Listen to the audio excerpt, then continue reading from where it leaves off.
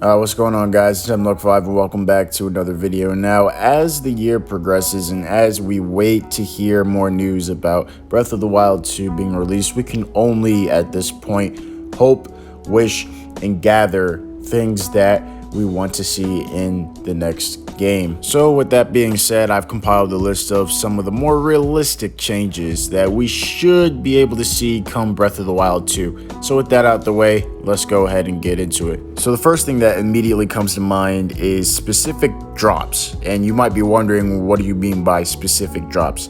Well, you know how there's like 6 different kinds of meat, you know what I'm saying? All of which are shared by like predators and prey alike. Basically, you can shoot a wolf and get the exact same kind of meat that you could when you shot a deer or a boar. You know what I'm saying? It doesn't really make sense. I'm willing to bet that they will get more specific with those kind of drops. If you shoot a deer, you'll probably get deer meat. If you shoot a boar, you'll get boar meat. And of course, given the rarity of the animals, it'll probably give you a certain amount of health when cooked. Maybe it gives you a different meal when cooked, but we'll get into that later. My point is that they will most likely get more specific within that capacity. And the same thing goes for like enemies as well, like monster parts. You know how like a red Lizalfos or a fire breath Lizalfos will drop a red tail. Probably black Lizalfos will drop black Lizalfos tails. Blue Lizalfos will drop blue Lizalfos tails. You know, they'll just get more specific with the things that creatures and enemies drop. The next thing is kind of minor, but you know, it's the little details in Breath of the Wild that counts. So this next thing is that all spiked shields do damage. This includes steel Lysol shields, since they actually have spikes. If you didn't know, they don't do shield bash damage. Only Lionel shields do, despite other shields having spikes, you know, decorated on the shield. So I think it just makes sense if those shields also did damage when you bash them. While on the topic of shields, I think that they are going to get more in depth with the boosts that are given, specifically with shields. Probably Shield Surf Up is going to be a new boost that is given, sort of like durability up and, you know, stuff like that. You'll also have probably parry window up, you know what I'm saying? Just little things like that. I also think that there's going to be more sound design depending on the kind of shield and depending on the kind of surface. I think they're going to get really in depth with that. I know that it's probably going to feel like I'm wasting your time with this next one, but hear me out. The distance that it takes for creatures to despawn will probably increase.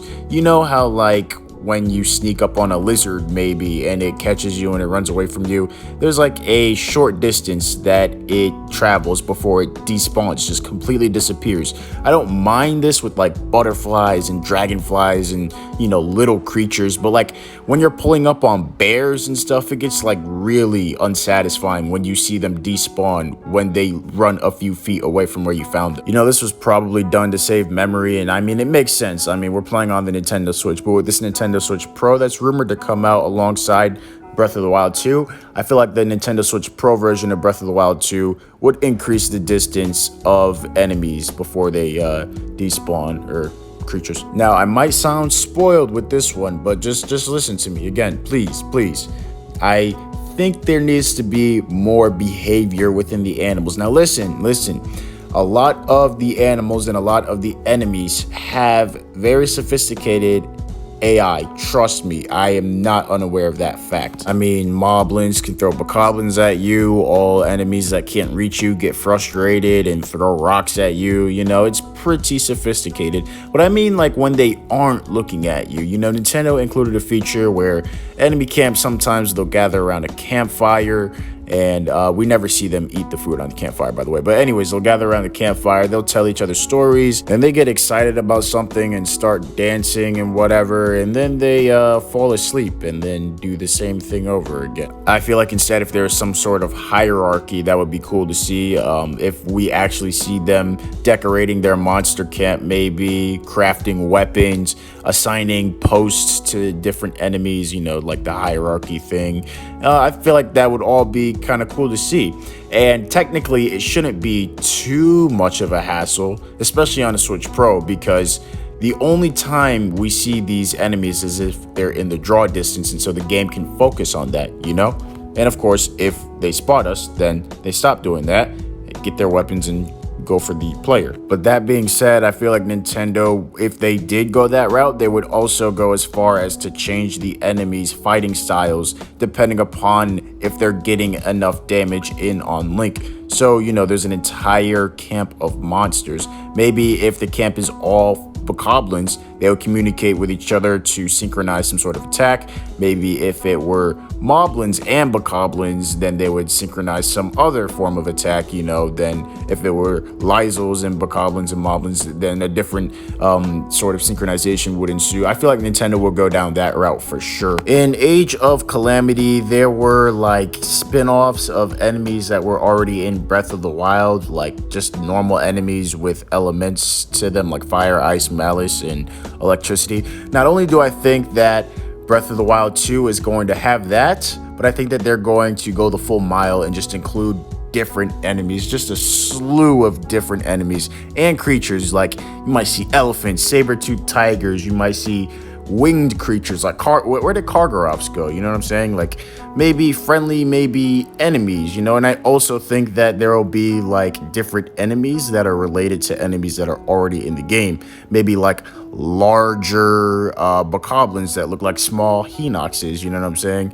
Maybe more slender Lynels that move faster and only, you know, shoot bows and arrows at you, and maybe when you're up close they'll try and hit you with the bow and arrows though it's a sword, you know what I'm saying? Like just a slew of different animals and monsters, and we already know that based off the trailer. You know, we've seen like this tusked creature carrying Link and Zelda's belongings in the dungeon, you know what I'm saying? There's definitely just gonna be so much more that Breath of the Wild offered. That being said, there's undoubtedly going to be returning enemies, and for that, I believe that they're going to have different appearances, such as like different outfits, maybe more horns, maybe, you know, just like paintings on their body, sort of how we get painting with the barbarian armor. And I don't think it's going to be exclusive to enemy rarity, meaning that black bokoblins are going to be dressed like this, blue bokoblins are going to be dressed like this. No, I think that there's going to be different kinds of the same enemies. For instance, there's going to be like blue Lizalfos that look exactly how they did in Breath of the Wild, and then there's going to be another kind of blue Lizalfo, no stat change, you know, but it just has maybe more horns, more spikes, you know what I'm saying? Same thing with the Lynels. Maybe there's going to be a red mane Lynel that looks exactly the same as Breath of the Wild, the one on Ploymus Mountain, but then there's also going to be a red mane Lynel that might have a shaved mane or like a different kind of mane, you know what I'm saying? Just things like that. Again, this next one is going to make me sound spoiled, I understand, but I feel like Nintendo is going to allow you to ride more species of creatures. So in the game, I believe you could only ride your Master Cycle Zero, horses, deer, and bears. You know, that's 4 things, 3 animate objects or beings. And maybe in Breath of the Wild 2, you still won't be able to ride small animals like goats and boars and whatnot. But definitely rhinos you should be able to ride if you could ride bears. Definitely the moose. Maybe even a Lynel. I don't know, but they jump and kick and shit when you're on their back. So maybe it'll be a daunting task. But I also think that they're going to introduce a different kind of animal that you could ride. Maybe some sort of winged creature that allows you to traverse the skies more easily.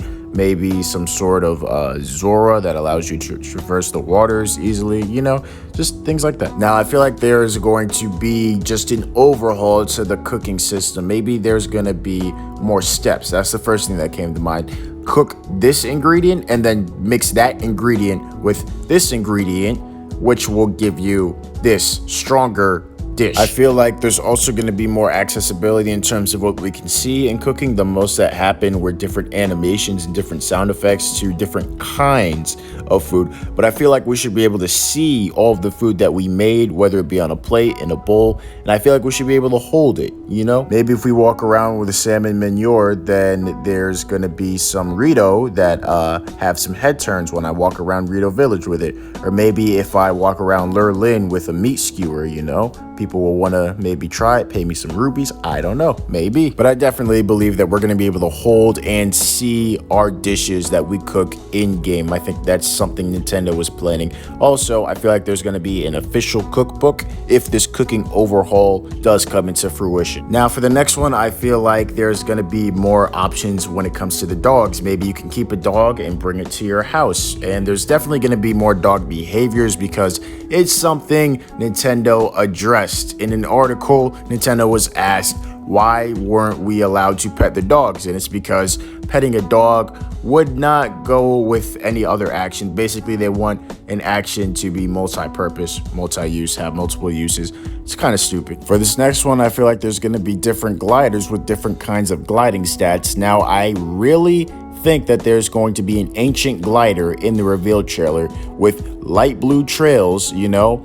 and then maybe you can press Y and it will maybe thrust you forward or upwards. You know, I really feel like there's going to be multiple gliders, mainly because in Age of Calamity, every character had their own glider. If climbing doesn't change in any other way, I think you're going to be allowed to use a sword to progress upwards, or maybe a grapple. But if they don't include the grapple, maybe you're going to be allowed to stick a sword in whatever you're climbing, whether it be a wall or a mountain. You can stick a sword up and use it to propel yourself.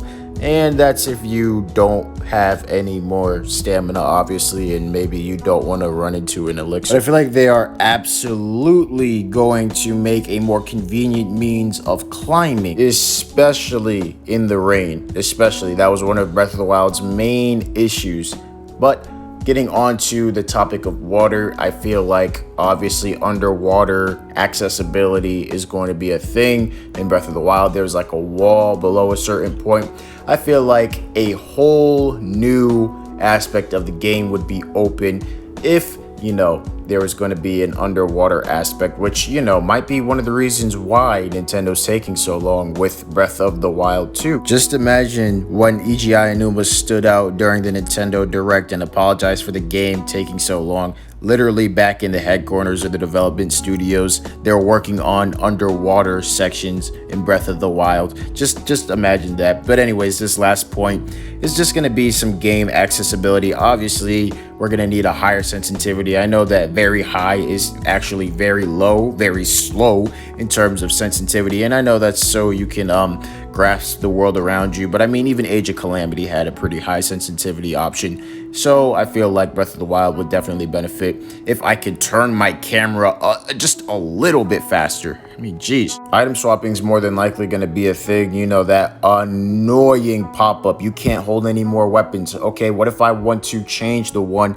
in my inventory with the one that I just acquired without going through the process of going through my menu, dropping the weapon? Because at the end of the day, where's the dropped weapon going to end up?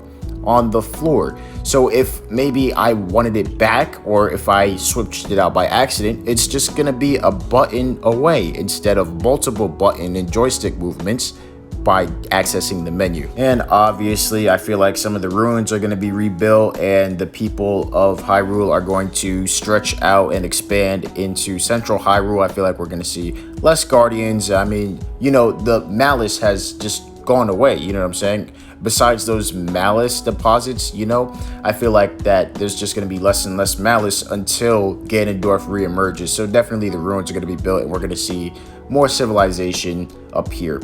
Anyways, guys, I hope you enjoyed the video. If you did, make sure to leave a like, and the link to my Twitch channel will be in the description down below. The first half of background gameplay actually came from my Twitch channel, so make sure you go check that out. Love you all, and I'll catch you guys on the next video.